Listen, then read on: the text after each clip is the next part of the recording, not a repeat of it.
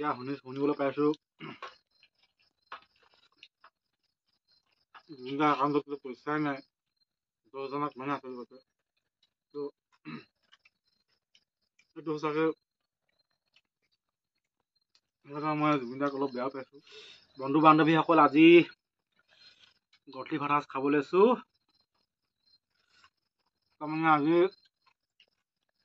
কালি ভাষণ হ'ল, আজি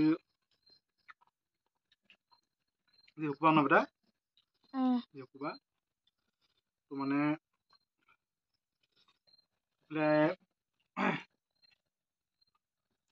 ব্ৰইলাৰ মাংস আলু আৰু চেকমা লগতে ভাজি দিলোঁ। আজি মানে পুৰা ড্ৰাই ফ্ৰাই মানে জোল চোল নাই বনোৱা, তো এনেকৈ খাবলৈ মন গ'ল। আজি মানে সদায় মানে গ্ৰেভি টাইপত খাই থকা হয়, তো আজি পুৰা ড্ৰাই ফ্ৰাই কৰি দিলোঁ। এনেকৈ খাবলৈ মন গ'ল আৰু যি কি নহওক ভাতকেইটা খাই লওঁ। তো কেতিয়াবা মানে এনেকৈ খাই ভাল লাগে। মানে বন্ধু বান্ধৱীসকল মানে কথা এটা মনত পৰি আছে দেই, জুবিন দাৰ বিষয়ে মানে কথা এটা মনত পৰি আছে। তো বহুত দিনৰ পৰা মই মনতে মানে ভাবি আছোঁ মানে, তো কথাটো সঁচাকৈ বেয়া লাগে।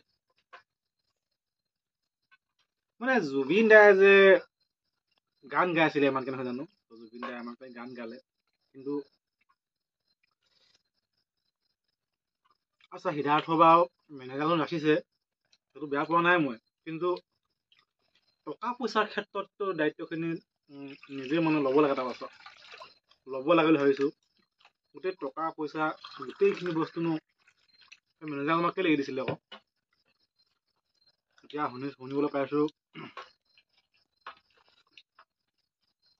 জুবিনদাৰ একাউণ্টত পইচাই নাই 10,000 মানুহ আছিল গৈছে, তো এইটো সঁচাকৈ মই জুবিনদাক অলপ বেয়া পাইছোঁ মানে কি আৰু বেয়া লাগিছে নিজকে। তো অকল মোৰ বেয়া লাগিছে সকলো বেয়া লাগিছে নহয় জানো। মেনেজাৰজন ৰাখিছোঁ কোনো কথা নাই, থাৰ্ড পাৰ্চন এজন ৰাখিছোঁ কোনো কথা নাই, বেয়া পোৱা নাই, কিন্তু এইখিনি কথাত জুবিন দাৰ ভুল আছে।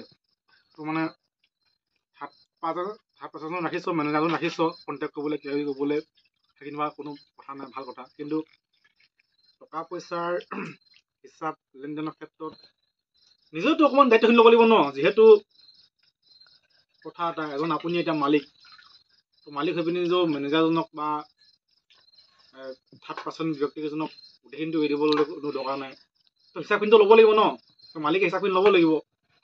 ঠিক তেনেদৰে জুবিন দাও মানে এই টকা পইচাৰ ক্ষেত্ৰত মানে হিচাপ পত্ৰখিনি নিজে মানে অকণমান হ'লেও মানে এইখিনি মানে তত ল'ব লাগিছিলে ভাবিছোঁ মই। ইমানো মানে এৰি দিব নালাগে আৰু। তো কষ্ট কৰিছে কোনে, জুবিন দাই কষ্ট কৰিছে নহয় জানো।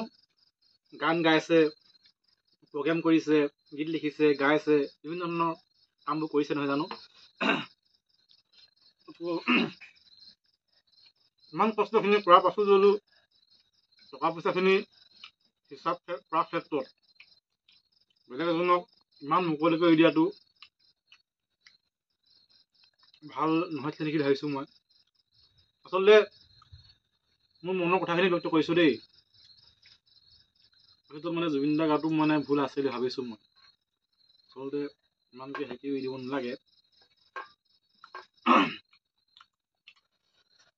সেয়াই আৰু আচলতে থাৰ্ড পাৰ্চন ব্যক্তি ৰাখিলেও